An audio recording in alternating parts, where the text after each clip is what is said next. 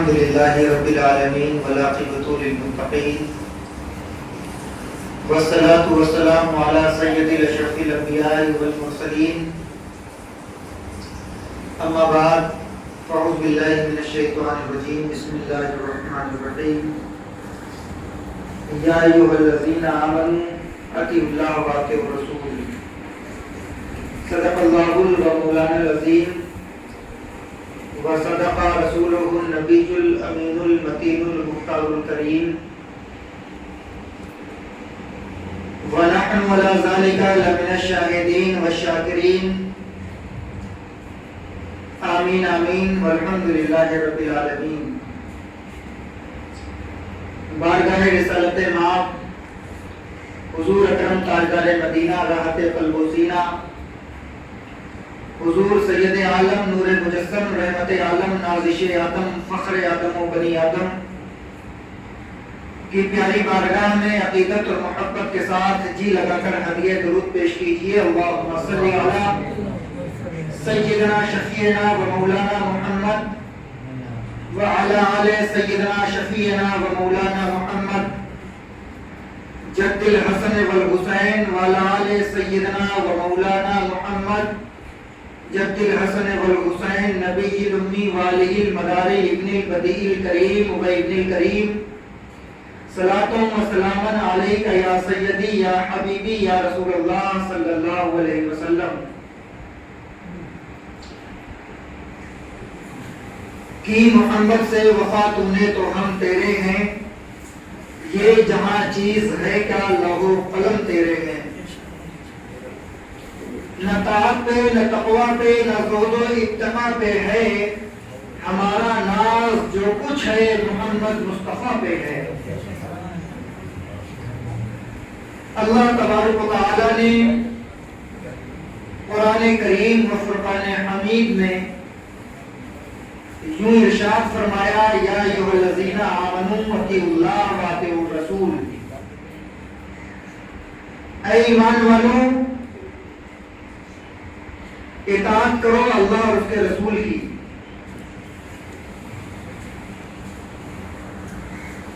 اللہ تبارک و تعالی نے صرف ایمان والوں کے لیے ہی کیوں ارشاد فرمایا؟ یا ایھا الناس کہہ دیتا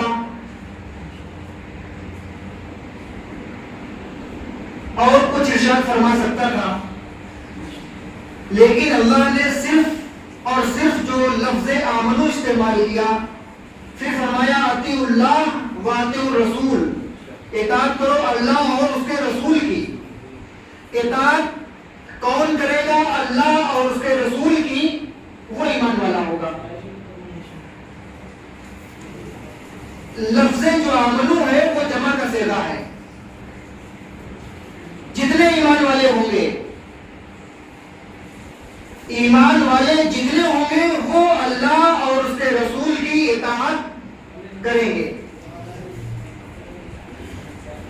آمنو لفظ میں الف ہے، میم ہے، نو ہے، واو ہے. اس میں یہ چیزیں پوشیدہ ہے جو اللہ تبارک و تعالیٰ کی توحید، تمہارے ایمان کی گواہی اور تمہاری نجات کا ذریعہ ہے اور یہ سبب ہے. لفظ آمنو جو اللہ تبارک و تعالیٰ نے استعمال کیا اور ایمان والوں کو مخاطب فرمایا، ایمان والوں سے خطاب کیا، تو اس میں الف سے اللہ کی اتباع کرنے والا، اس کی پیروی کرنے والا، اسے محبت رکھنے والا، توحید کو ماننے والا، جس کے اندر اللہ کا خوف ہوگا وہ ایمان والا ہوگا. اور میم سے محمد، جناب محمد رسول اللہ صلی اللہ علیہ وسلم کی اتباع اور پیروی کرنے والا ہوگا، ان سے الفت اور محبت رکھنے والا ہوگا. نو سے وہ تمام نبیوں کی جماعت ہے جو اللہ تبارک و تعالیٰ نے آدم علیہ نبینا علیہ الصلوۃ والتسلیم سے لے کے رسول اکرم صلی اللہ علیہ وسلم تک جتنے انبیاء و مرسلین دنیا میں تشریف لائے، مبعوث ہوئے، ان سب پہ ایمان رکھتا ہو، اللہ کو مانتا ہو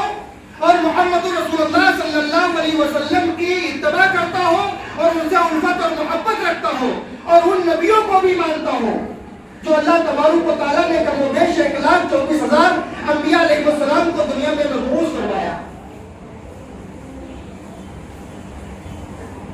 اور لاش میں ہے واؤ، ولیوں سے محبت کرتا ہوں، نبیوں کو بھی مانتا ہوں، اللہ کو بھی مانتا ہوں، اور نبی پاک صلی اللہ علیہ وسلم سے محبت بھی کرتا ہوں، ولیوں کو بھی مانتا ہوں.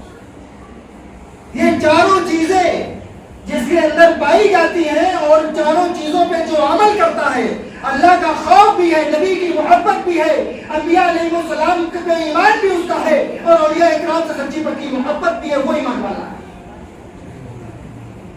وہی اطاعت کرے گا، وہی پیروی کرے گا، وہی نبی پاک صلی اللہ علیہ وسلم کا سچا اور پکا اور اچھا امتی ہے. آج پوری دنیا کے اندر افراتفری کا ماحول ہے. ہر انسان دنیا میں ایک دوسرے سے آگے نکلنا چاہتا ہے، ترقی یافتہ دور ہے، ایک دوسرے کے کندھے پہ بندوق رکھ کے چلا رہا ہے، ایک دوسرے کو نیچا دکھانے کی کوشش کی جا رہی ہے. لیکن قربان جاؤ آقا علیہ السلام کی ذات مقدسہ پر کہ جنہوں نے ایک ایسی جماعت تیار کی کہ جنہوں نے میدان جنگ میں، ایک ان کا بھائی پیاسا تھا، العطش کی آواز آئی، ان کے چچا کے پاس مشکیزہ تھا، تو جیسے ہی سنا کہ یہ ہمارا بھائی پیاسا ہے تو فوراً اٹھے اس کے پاس لے کے گئے. تو اس کے بغل سے آواز آئی العطش کہ میں بھی پیاسا ہوں، تو دوسرے بھائی نے اپنے منہ کو بند کر لیا کہ میں پیاسا نہیں ہوں، میرے بھائی کو پانی پلا دو. اس کے بعد آقا علیہ السلام نے وہ تعلیم اور اس تربیت سے نوازا تھا ان لوگوں کو کہ جنہوں نے اپنے بھائی کا عزت خیال کیا کہ یکے بعد دیگرے آواز آتی رہی کہ میں پیاسا ہوں، میں پیاسا ہوں، میں پیاسا ہوں، اور وہ چچا ان کے پاس پانی لے کے گئے، ان کے پاس پانی لے کے گئے، ان کے پاس پانی لے کے گئے، یہاں تک کہ کافی دور تک چلے گئے میدان جنگ میں، پانی کو لے کر کے آخر میں اس آدمی نے دم توڑ دیا. پھر دیکھا بغل والا وہ بھی دم توڑ چکا، اس کے بعد دیکھا بغل والا وہ بھی دم توڑ چکا، یہاں تک کہ جتنے لوگ پانی کے پیاسے تھے ایک دوسرے کو پانی پلانے کے لیے یہ آمادہ تھے کہ ہمارے بھائی کو پانی مل جائے، ہم بعد میں پانی پی لیں گے. لیکن جب واپس وہ چچا آتے ہیں تو سارے لوگوں کا انتقال ہو جاتا ہے، سارے لوگ شہید ہو جاتے ہیں.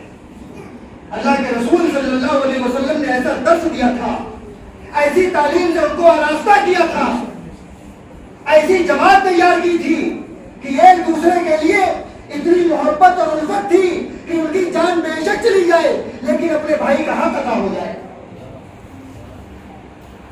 نبی پاک صلی اللہ علیہ وسلم کے ایک صحابی تھے،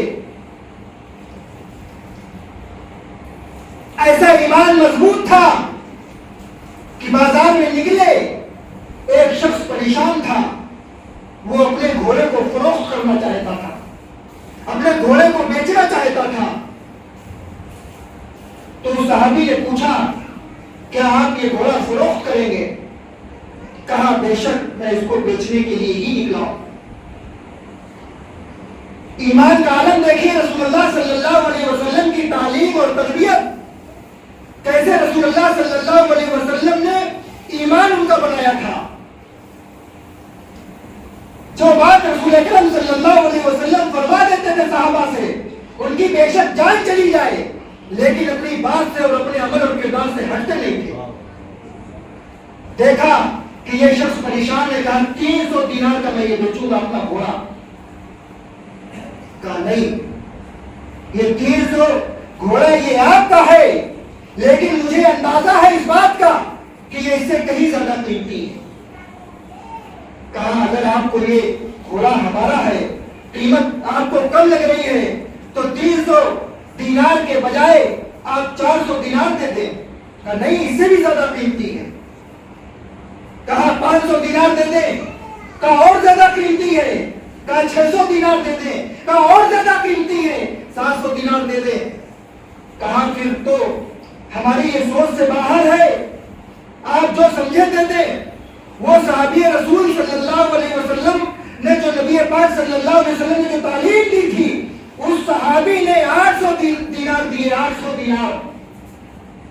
کہا وہ صحابی پریشان تھے، 300 دینار کا اپنا گھوڑا فروخت کر رہے تھے، لیکن خریدنے والے صحابی نے 800 دینار دے دیے. کہا یہ ہمارا بھائی پریشان ہے، اس کو 800 دینار کی ضرورت ہے، تو 800 دینار عطا کر دیے. کتنی بڑی تعلیم تھی، کیسی جماعت رسول پاک صلی اللہ علیہ وسلم نے بنائی تھی. صحابہ کی جماعت، ایمان والوں کی جماعت. ایسے ہی نبی پاک صلی اللہ علیہ وسلم نے تھوڑی ارشاد فرمایا کہ ہمارے صحابہ مثل ستاروں کے ہیں، جو ان کی اقتدا کر لے گا، جو ان کی اقتدا کر لے گا وہ بھی کامیاب ہو جائے گا. حضرت عمر فاروق اعظم رضی اللہ تعالیٰ عنہ نبی پاک صلی اللہ علیہ وسلم سے ملاقات کرنے کے لیے تشریف لے گئے.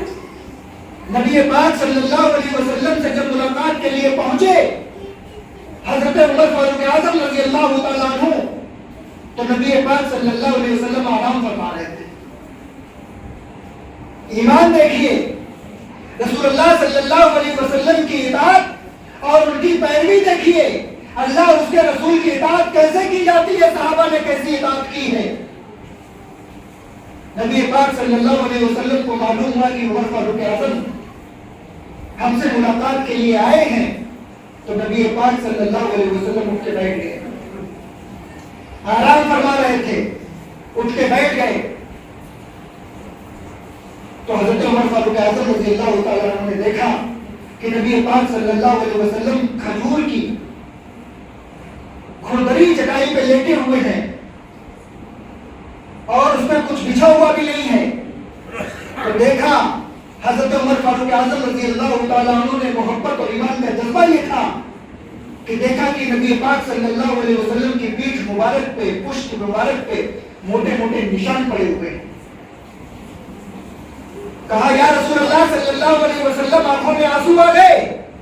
حضرت عمر فاروق اعظم رضی اللہ تعالیٰ عنہ کے اور کہا یا رسول اللہ صلی اللہ علیہ وسلم، قیصر و کسریٰ کے لوگ محلوں میں آرام کریں، شاہی محل میں جو دشمن خدا ہے اور ان کے بہترین عالیشان بستر ہے، اور جو خدا کا محبوب ہے، جو امام الانبیاء ہے، جو تمام نبیوں کا بادشاہ ہے، جو وجہ وجود تخلیق کائنات ہے، اللہ تبارک و تعالیٰ نے جس کو تمام انبیاء و مرسلین کا بادشاہ بنایا ہے، وہ ایسی کھردری ٹوٹی کھجور کی چٹائی پہ لیتے.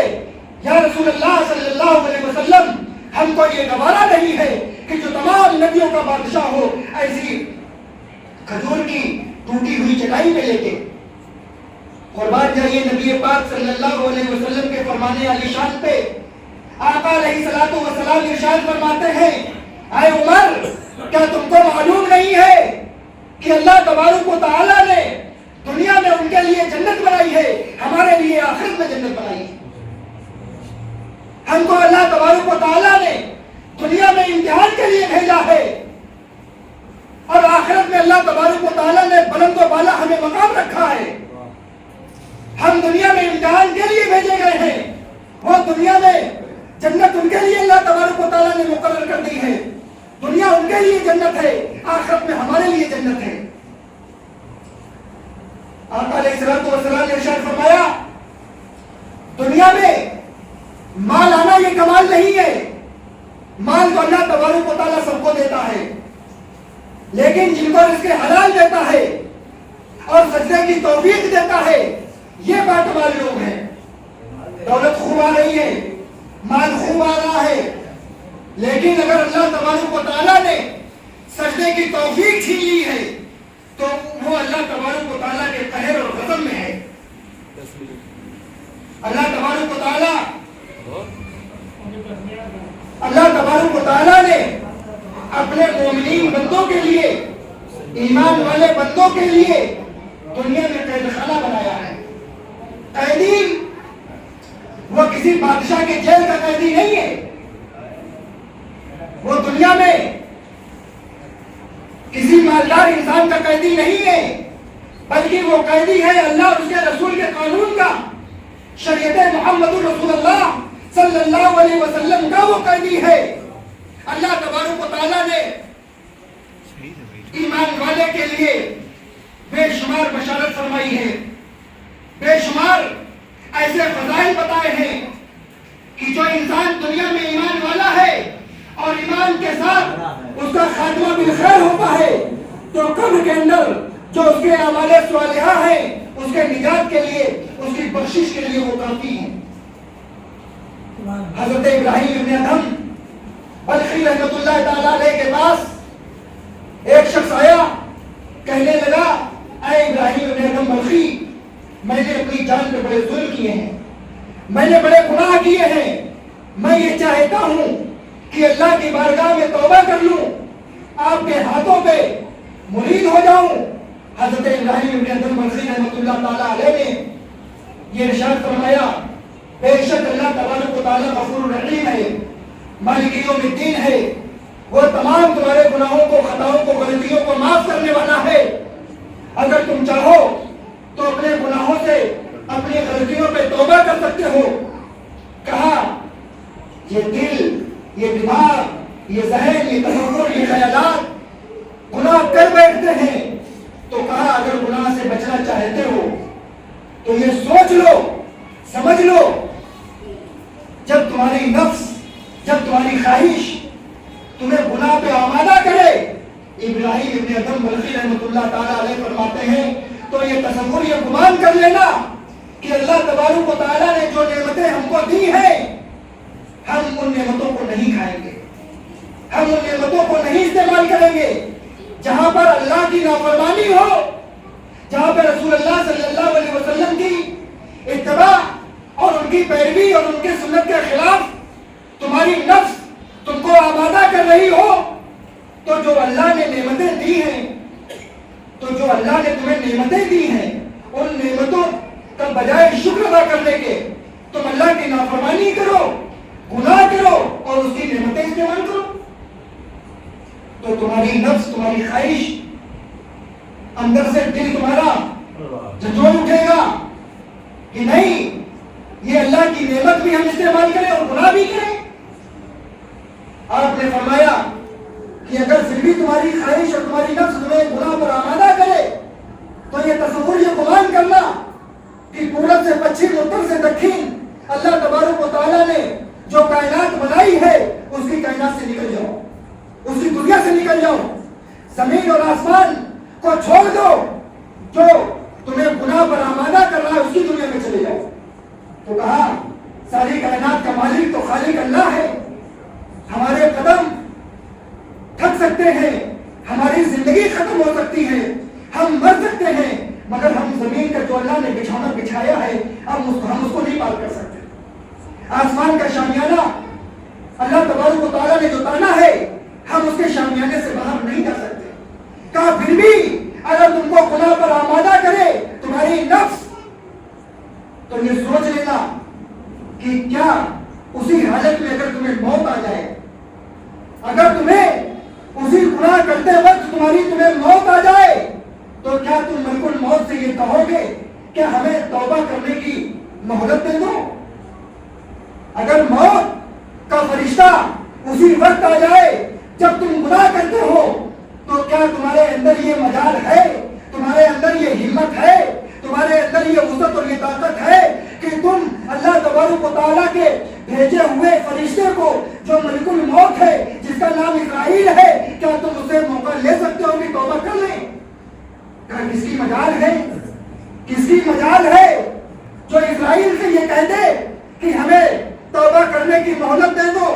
کہا پھر بھی اگر تمہاری نفس تم کو گناہ پہ آمادہ کرے تو کیا تمہارے اندر اتنی وسعت اور اتنی طاقت ہے کہ تم منکر نکیر کا مقابلہ کر سکو قبر کے اندر؟ جب تمہاری قبر ہوگی، تمہارے وحشت کی جگہ ہوگی، جہاں تاریکی ہوگی، جہاں کوئی تمہارا پرسان حال نہ ہوگا، تمہارا کوئی معین اور مددگار نہ ہوگا، تمہاری کوئی مدد کرنے والا نہ ہوگا، جہاں پر صرف تنہا تم اکیلے ہوگے، تو کیا تم ان منکر نکیر کا سوال کا جواب دے سکو گے؟ کہا نہیں، اس منکر نکیر کا سوال کا جواب پہلے سے کون تیار کر سکتا ہے؟ تو کیا تم یہ سوچ سکتے ہو کہ تمہارا خاتمہ بالخیر ایمان پہ ہوگا؟ ایسی ایسی نصیحتیں اللہ کے مومنین بندوں نے، اولیاء کاملین نے، صالحین نے، انبیاء و مرسلین نے اللہ کے بندوں کو نصیحتیں فرمائی ہیں، اور ان نصیحتوں پہ جنہوں نے عمل کر لیا اللہ تبارک و تعالیٰ نے ان کو بلند و بالا مقام عطا فرمایا، بہت بلند و بالا مقام عطا فرمایا۔ آج ایمان تو ہمارے پاس ہے، کلمہ تو ہم پڑھتے ہیں، نماز تو ہم پڑھتے ہیں، تلاوت تو ہم کرتے ہیں، مسجد میں تو ہم جاتے ہیں، لیکن ایمان ہمارا یہ ہے کہ ہمارے دل میں حسد بھی ہے، بغض بھی ہے، عداوت بھی ہے، اور وہ تمام خبط و خرافات ہیں جن کو اللہ تبارک و تعالیٰ نے منع فرمایا، نبی پاک صلی اللہ علیہ وسلم نے منع فرمایا۔ شریعت جس کی اجازت نہیں دیتی ہم وہ کام کرتے ہیں۔ اگر ہم دنیا پہ تو بھروسہ کر بیٹھتے ہیں، لیکن دنیا کی بڑی سے بڑی تیاری کر لیتے ہیں، لیکن آخرت کی کوئی تیاری نہیں۔ ہمارے پیغمبر امام الانبیاء صلی اللہ علیہ وسلم نے سب سے زیادہ تعلیمات جو عطا فرمائی ہے وہ آخرت پہ عطا فرمائی ہے۔ دنیا میں جو مچھر ہے، مچھر کے پر کے برابر بھی دنیا کی حیثیت نہیں ہے، اللہ کے رسول فرماتے ہیں، لیکن کائنات عالم میں ہر چیز سے زیادہ بدتر بہتر ہم دنیا کو سمجھتے ہیں، جبکہ ایک سانس اگر ٹوٹ جائے تو دنیا کی سارا تخت و تاج اور دنیا کی ساری بادشاہت، دنیا کی ساری ملکیت یہیں دھری کی دھری رہ جائے گی۔ ہم اللہ کے رسول صلی اللہ علیہ وسلم کے وہ فرامین پہ عمل نہیں کرتے جو رسول کائنات صلی اللہ علیہ وسلم نے ہمیں عطا فرمائے۔ ہم گھر سے باہر نکلتے ہیں، اللہ کا انعام دیکھو، اگر آپ گھر سے باہر قدم نکالتے ہیں، اگر آپ آیت الکرسی پڑھ لیتے ہیں تو اللہ کے رسول صلی اللہ علیہ وسلم ارشاد فرماتے ہیں کہ 70,000 فرشتے تم کو اپنی حفاظت میں رکھتے ہیں۔ گھر سے باہر قدم نکال لیا اور اگر آپ نے ایک مرتبہ آیت الکرسی پڑھ لی تو 70,000 فرشتے تم کو رحمت میں ڈھانپ لیتے ہیں، 70,000 فرشتے تمہاری حفاظت کرتے ہیں۔ تمہارے گھر میں اگر محتاجی ہے، اگر گھر میں تم داخل ہوتے ہو، اگر تم ایک مرتبہ آیت الکرسی پڑھ لیتے ہو تو گھر کی ساری محتاجی اللہ دور کر دیتا ہے۔ فرض نماز کے بعد اگر آپ آیت الکرسی پڑھتے ہیں تو ایک قدم آپ کا روئے زمین پہ ہوگا، دوسرا قدم آپ کا جنت میں ہوگا۔ کتنی بڑی بشارت ہے۔ اگر آپ سوتے وقت بستر میں آیت الکرسی پڑھ لیتے ہیں یا سن لیتے ہیں، اللہ تبارک و تعالیٰ کی حفظ و امان میں ساری رات آپ رہتے ہیں فجر تک۔ اگر آپ وضو کرنے کے بعد آیت الکرسی پڑھ لیتے ہیں تو اللہ تبارک و تعالیٰ دنیا اور آخرت میں 70 درجے تمہارے بلند کر دے گا۔ اللہ تعالیٰ کتنے انعامات سے تمہیں نوازنا چاہتا ہے۔ تمہارا سارا وقت دنیا کے ان کاموں میں گزر رہا ہے جو دنیا یہی رہ جائے گی، اگر ساتھ کوئی جانے والی چیز ہے تو تمہارے اعمال تمہاری نیکیاں ہیں۔ اللہ تبارک و تعالیٰ نے ہمیں ایمان والا بنایا ہے، مومن بنایا ہے، کلمہ پڑھنے والا بنایا ہے۔ ہم کو اللہ تبارک و تعالیٰ نے مذہب اسلام کے اندر پیدا کیا ہے تو ہم اسلام کو فالو کرنے والے بنے، اسلام پہ عمل کرنے والے بنے۔ اللہ تبارک و تعالیٰ کی بارگاہ میں دعا ہے کہ پروردگار عالم ہمیں اور آپ کو سب کو کہنے سننے سے زیادہ عمل کی توفیق عطا فرمائے۔ السلام علیکم ورحمۃ اللہ وبرکاتہ۔